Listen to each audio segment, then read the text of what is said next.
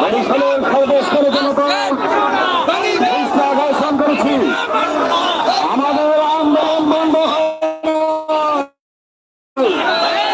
আন্দোলন চলবে। আগামী 5ই মে এই বরিশালের কোর্ট কম্পাউন্ডারে আমরা কাফনের কাপড় নিয়ে আসবো ইনশাআল্লাহ। আমরা আইনের প্রতি শ্রদ্ধাশীল, আইনকে আমরা শ্রদ্ধা করি, আইন যেভাবে চলবে আমরা সেভাবে মানার চেষ্টা করি।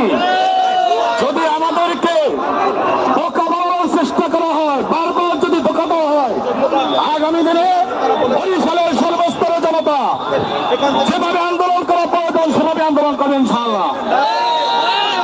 শুনুন, আগামীকালকে সকাল 11টায় 30 মিনিটে সাংবাদিক সম্মেলন, সকাল 11টায়, আগামীকাল শুক্রবার সকাল 11টায় সাংবাদিক সম্মেলন। আর আগামী 5/5/2025 ইংরেজি এই বরিশাল টাউন হল চত্বরে আমরা সবাই গণজমায়েত হব। এক একজনে কম করে হলে 100 জনকে দাওয়াত দেব। দল, মত, ধর্ম, বর্ণ নির্বিশেষে বরিশালের প্রত্যেকটি মানুষকে, শ্রমিকদেরকে, ছাত্রদেরকে, যুবকদেরকে, পুরুষদেরকে ইনশাআল্লাহ। যাদের কাছে ফেস্টুন আছে ফেস্টুনগুলো আমরা পিছা পেটিয়ে দিই। যাদের কাছে ফেস্টুন আছে ফেস্টুনগুলো আমরা পিছা পেতে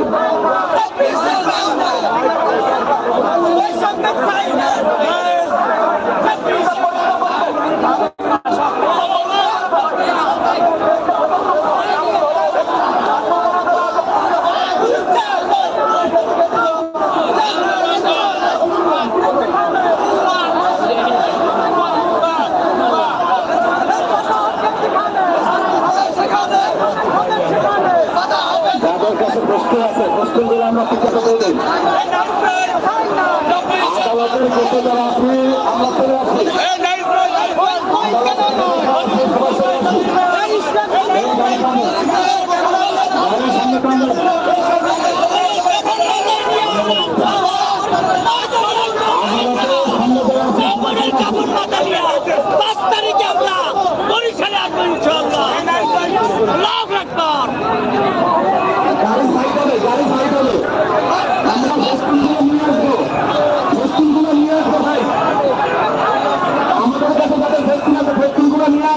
আমরা তো গাড়িটা খালি করে দেই।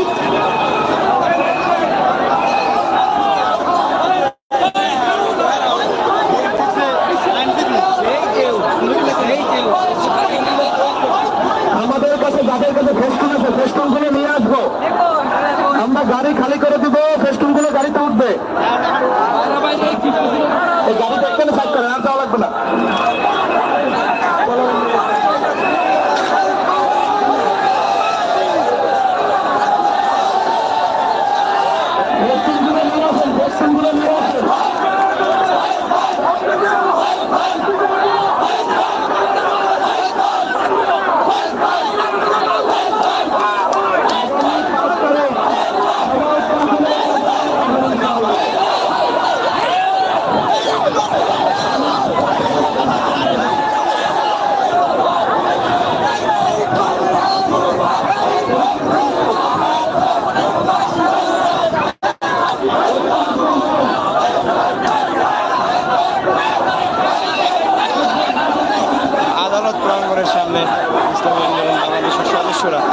আদালতের রায় মানি না মানি না বলে স্লোগান দিচ্ছেন। যদিও আদালত আসলে রায় দেয়নি এখন পর্যন্ত। আগামী 5 তারিখ শুনানি এবং রায় দেওয়ার কথা আদালত জানিয়েছে। এই মুহূর্তে আপনারা দেখতে পাচ্ছেন দায়রা জজ আদালতের সামনে হচ্ছে বরিশাল মহানগরের সাধারণ জনতারা এবং এখানে ইসলামী আন্দোলন বাংলাদেশের দায়িত্বশীলরা আসলে জনগণকে বোঝানোর চেষ্টা করছেন এবং শৃঙ্খলা ফেরানোর চেষ্টা করছেন। আর সেই দৃশ্য আপনাদেরকে দেখানোর চেষ্টা করছি। সাথে রয়েছে মিজুল চায়ন। সকাল থেকে কিন্তু বরিশাল শহরের টাউন হল চত্বরে সবাই জড়ো হতে থেকেছিলেন বরিশাল মহানগরের সর্বস্তরের জনগণরা এবং তারা কিন্তু শাইখ চরমনাই মুফতি সৈয়দ মোহাম্মদ ফয়জুল করিমকে বরিশাল সিটি মেয়র ঘোষণা করার দাবি জানিয়েছিলেন আদালতের কাছে, যেমনটা ঘোষণা হয়েছিল ঢাকা মহানগর এবং সিলেট মহানগর সবাই কিন্তু ভুয়া ভুয়া বলে স্লোগান দিচ্ছে।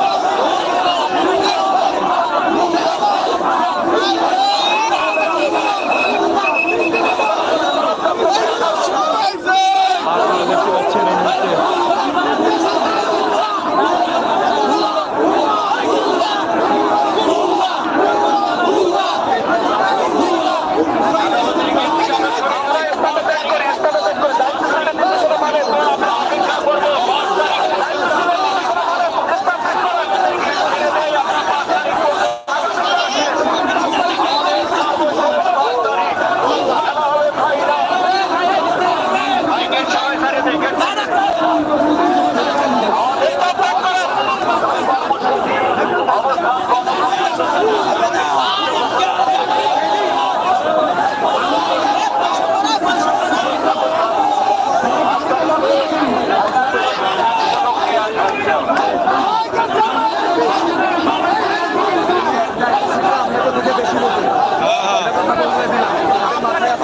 এখন যা বলে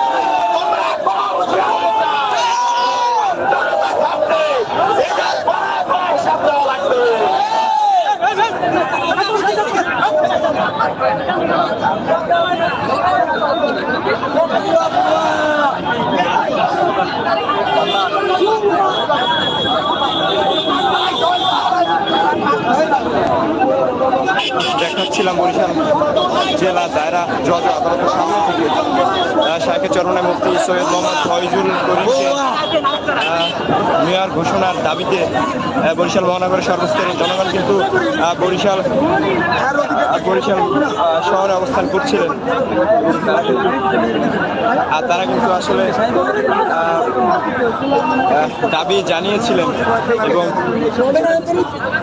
আদালত কিন্তু সেই রায় এ নিয়ে ঠিক 3 বার পেছালো এবং আদালত যেমনটা বলছিল যে আসলে মামলার রায় আসলে আরেকটু তদন্ত করে দেখবে এবং যে দাবিটি নিয়ে মূলত বরিশাল মহানগরের সর্বস্তরের জনগণ বরিশাল শহরের টাউন হল চত্বরে জড়ো হয়েছিল, সেটা ছিল মূলত 2023 সালের সিটি মেয়র নির্বাচনে শাইখ চরমনাই মুফতি সৈয়দ মোহাম্মদ ফয়জুল করিম তিনি মূলত প্রার্থী হয়েছিলেন এবং তাকে ওই নির্বাচনের সেকেন্ড দেখানো হয়েছিল, যদিও বরিশালের আপামর সাধারণ জনতা সেদিন শাইখ চরমনাইকে ভোট দিয়ে বিজয়ের দ্বার প্রান্তে নিয়ে গিয়েছিল এবং তারই এক পর্যায়ে কিন্তু শাইখ চরমনাইকে রক্তাক্ত করা হয়েছিল।